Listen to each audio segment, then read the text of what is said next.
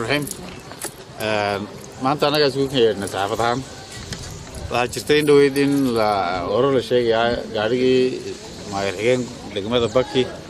ayaa dawladii la noqotay orodkii iyo booliskii waxaana la xiray maayirxigeenkii laftiisa warka aan leenahay wax war jira ma ahayn in maayirxigeenkii la xiray laakiin waxa jira in dawladdu wasaaraddu dib u eegaysay hantidii ay lahayd taasina aan ahayn amar wasiirka yimid in lagu la noqday ayadoo dib u eegistii dabeedna saay dib ugu noqotay wasiirkii wasaaradda nimanka xiriir golayaasha gaarigii dib uu noogu soo celiyay wuxuu ugu talagalay in gaarigaas ay u isticmaalaan degmadii la siiyay sidii ay ku haysato gaarigii maanta wadaadka aniga lagu soo wareejiyay dawladduna xaq u leedahay inay hantideeda is siiso ay maartay wasaaraddu ay degmo siiso gobolku degmo siiyo degmadu ay gobol siiso gobolku wasaarad siin karo waa isla hanti dawladeed isla xafiis dawladdu bay ka shaqeynaysaa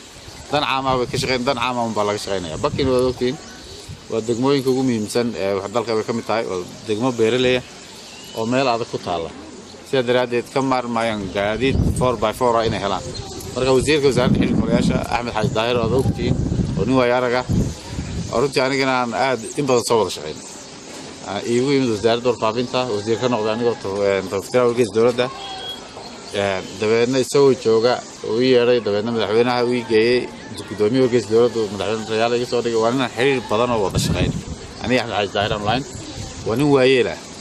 wuxuu ka mid yahay siyaasiyiinta Soomaaliland ugu miisaanka culus dhinaca siyaasadda ugu ixtiraamka badan maantana nasiib waan u helay gobol ahaan in Axmed Xaaj Daahir mar labaad siyaasadii qaran ku soo noqdo